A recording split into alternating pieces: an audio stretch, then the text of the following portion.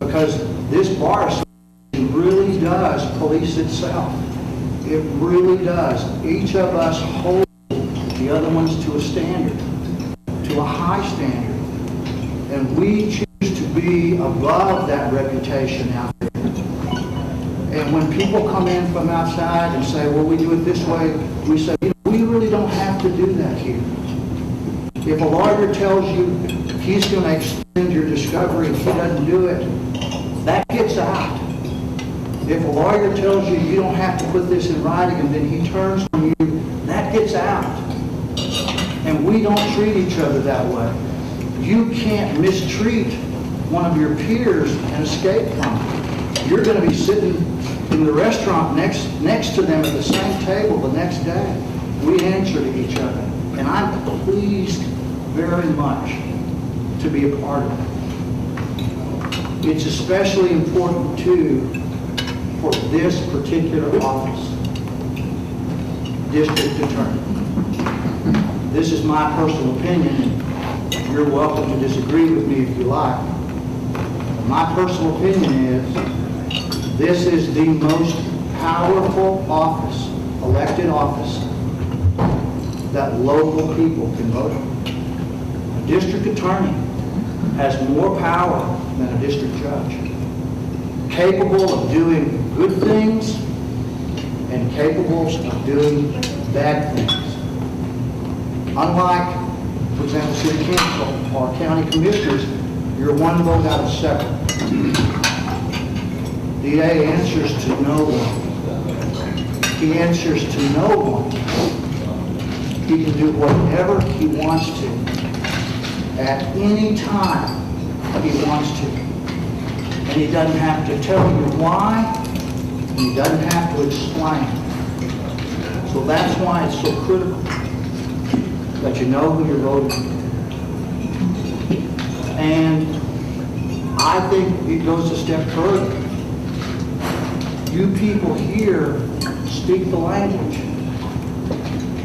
You speak the language, the terminology that we bat around so easily that some of the lay people don't understand. You understand it.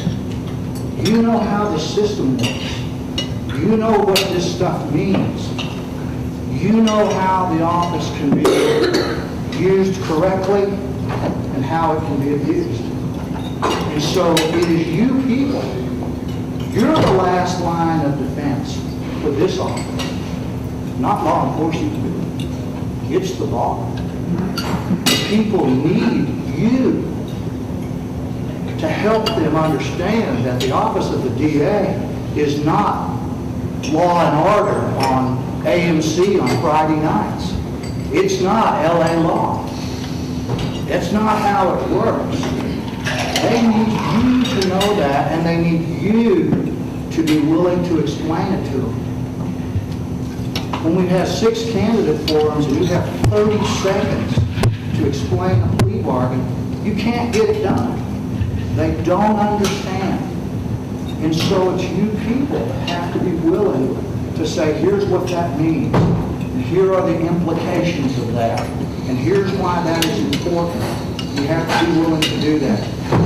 And so I really appreciate you taking the time to come here. I want to speak to people who know, who understand with me not having to explain that a plea bargain is not a trial. That's not a contested hearing. 500 plea bargains or 5,000 plea bargains is a meaningless statistic. All that means is you've been there longer. A 98% conviction rate. If you're including plea bargains in that, it's a meaningless statistic. There's no prosecutor in the state that does not have a 98% conviction rate. It is meaningless. You see things that say 850 convictions. That means nothing. Nothing. But they don't know that. They don't understand that. And so it's up to you people to say, let's talk about that for a second. I'm not sure that means what you think it means.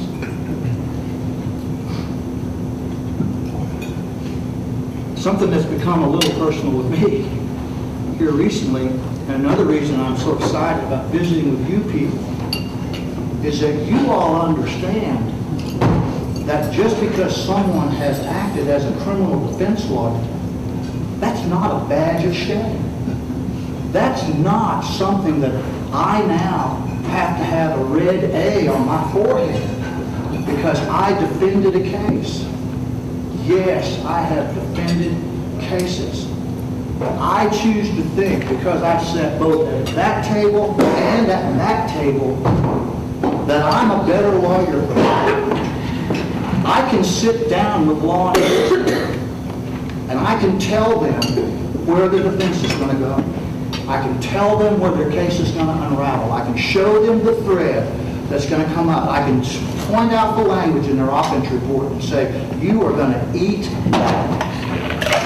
Because I sat at that table. I also know what those lawyers that are sitting at that defense table must be able to say to their clients to get their clients to understand what's going on.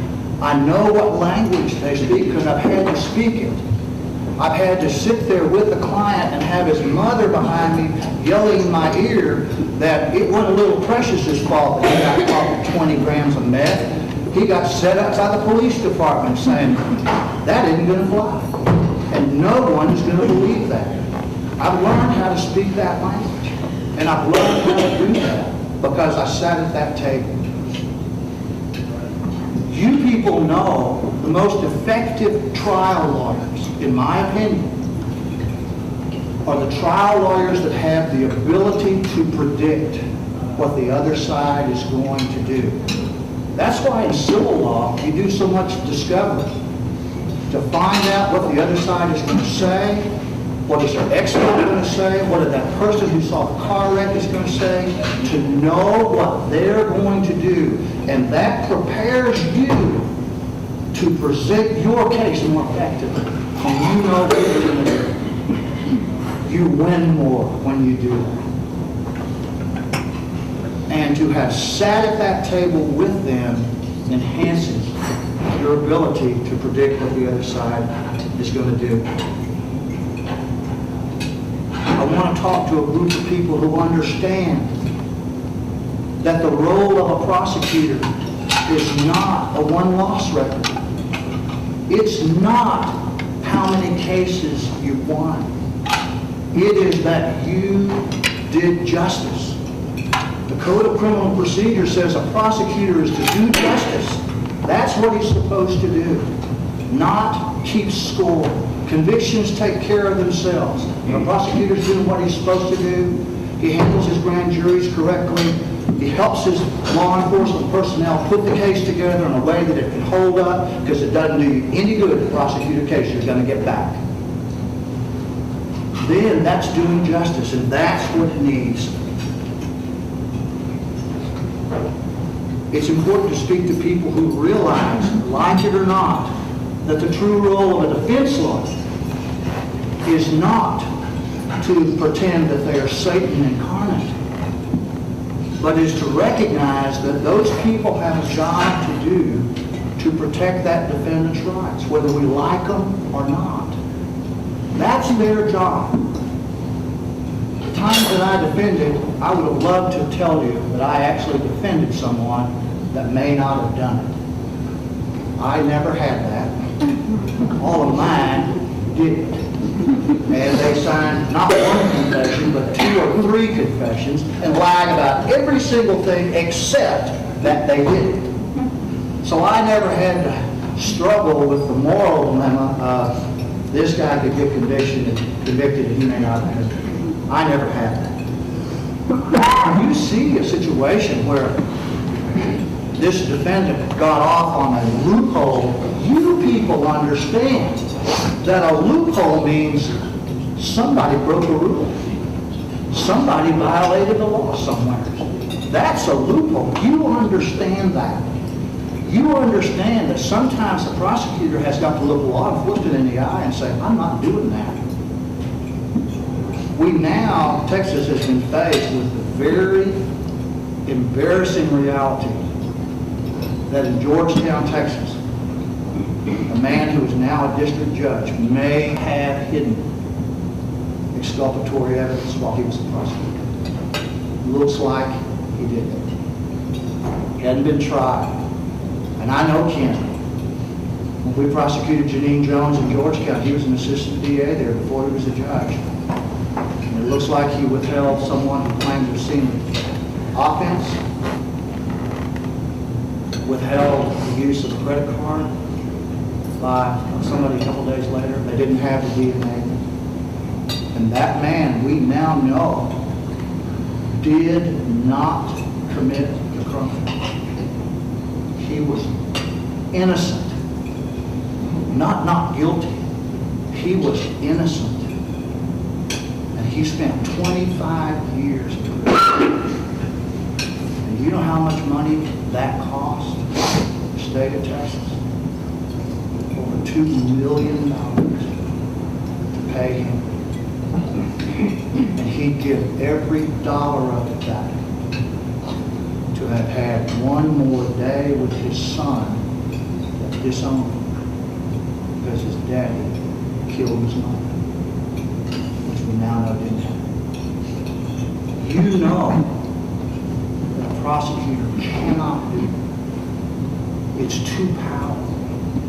You can't do that.